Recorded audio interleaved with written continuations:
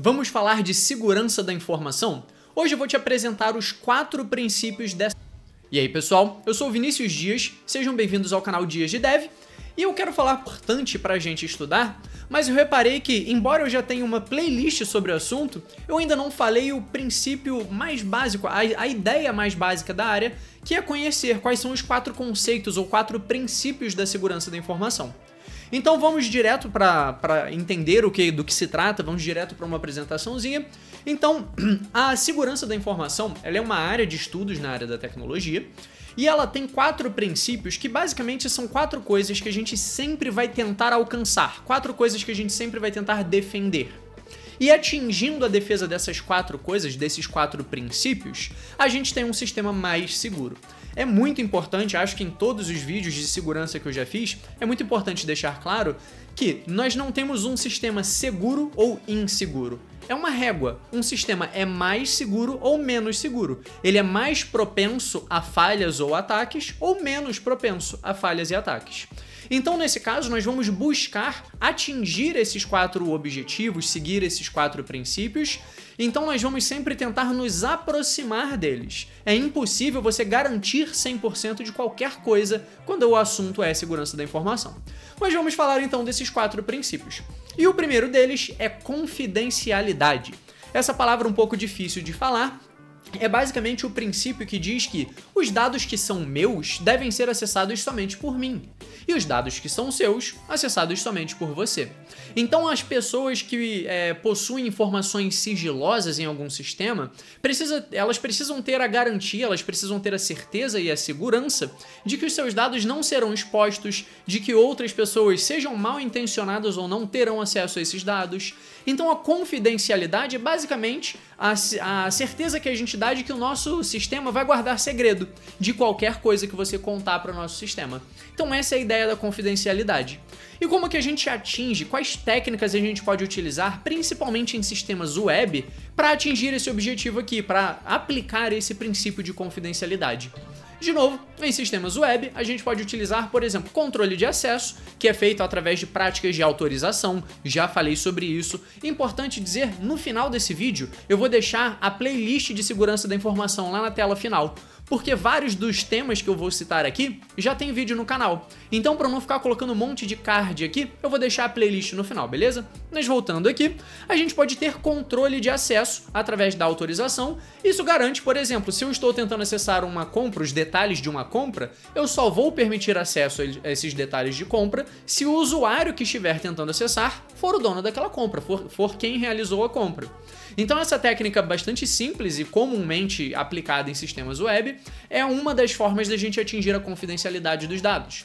Outra prática que a gente pode aplicar é a encriptação de dados sensíveis. Por exemplo, se você precisa armazenar algum token, se você precisa armazenar documentos de usuários, você vai encriptar esses dados e armazená-los encriptados. De novo, tem vídeos falando sobre encriptação aqui no canal. Então a ideia da confidencialidade é garantir que os dados sejam confidenciais, que os dados não sejam acessados por quem não deveria. Esse é um dos princípios bem tranquilo de entender. O próximo princípio é o de integridade, que basicamente garante que, após uma mensagem enviada para uma outra pessoa, ela não vai ser alterada, por exemplo. Depois que eu criei meus dados de cadastro, ninguém pode acessar esses meus dados e alterar alguma coisa.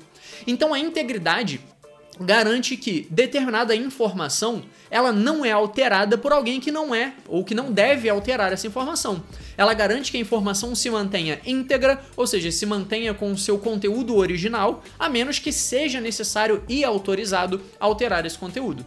Então algumas das práticas que a gente pode utilizar, de novo, focando em sistemas web, para chegar no princípio da integridade, de novo, impedir acesso indevido aos dados, seja através de controle de acesso, que a gente já falou na parte de confidencialidade, ou então com prevenção de ataques de injeção, por exemplo, SQL Injection, XSS, que é Cross-Site Scripting, então injeção de código, tem vários ataques de injeção que poderiam alterar os dados, seja em transporte, alterar uma mensagem que eu estou enviando para alguém, ou em repouso, alterar um dado que eu tenha salvo no banco de dados. Então a gente precisa se prevenir para esse tipo de ataque. Outro detalhe muito importante, se a gente vai armazenar, por exemplo, arquivos que sejam sigilosos, confidenciais, ou que sejam críticos, que sejam muito necessários para realizar algumas tarefas, é interessante que a gente realize hash desse arquivo.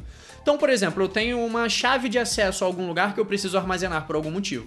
Então eu guardo o hash desse arquivo, porque se alguém for lá e alterar o arquivo, alterar a chave, por exemplo, o arquivo que contém essa chave, o hash vai ser alterado, então eu posso comparar esses dois e saber que o arquivo foi alterado, então ele não é mais seguro, não posso utilizar.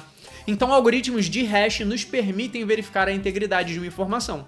Isso é muito utilizado quando você baixa grandes arquivos, por exemplo. Se você vai baixar uma ISO de uma distribuição Linux, é muito comum que o site que está te disponibilizando essa ISO te dê o hash daquela ISO, o hash do arquivo, para você garantir que ao baixar o arquivo, como é um arquivo muito grande, pode ter instabilidade na rede, nada foi corrompido. Então você utiliza algoritmos de hash para verificar a integridade.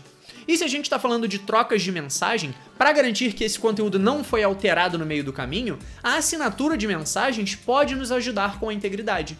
Por quê? Quando eu assino uma mensagem e envio ela, mesmo que outra pessoa intercepte essa mensagem que eu estou transmitindo e consiga encriptar utilizando a chave pública, ela não vai conseguir assinar com a mesma assinatura que a pessoa que deveria estar enviando para mim. Então, se ela altera o conteúdo, eu sei que esse conteúdo foi alterado, então eu garanto também a integridade, além de um outro princípio.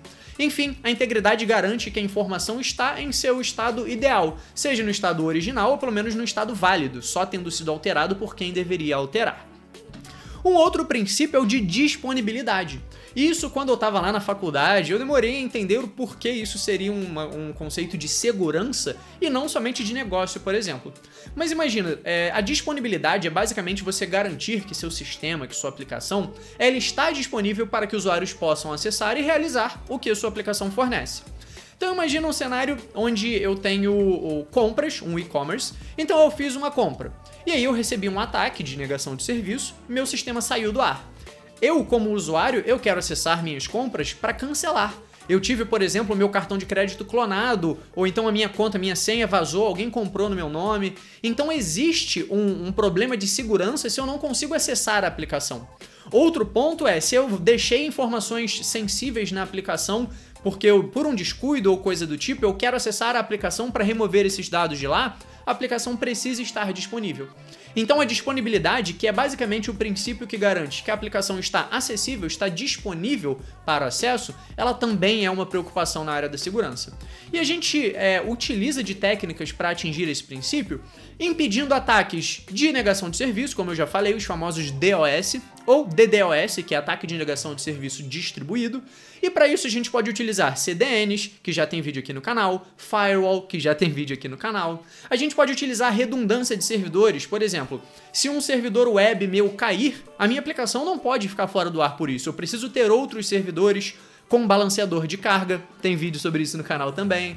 A gente precisa ter backup. Aconteceu alguma coisa, o disco do meu banco de dados corrompeu. Eu preciso ter esses dados em backup para conseguir restaurar o meu banco. Então a gente precisa garantir a disponibilidade e esse é sim um assunto relacionado à segurança. Então eu já falei de 3 princípios, eu acho que vale o like até aqui.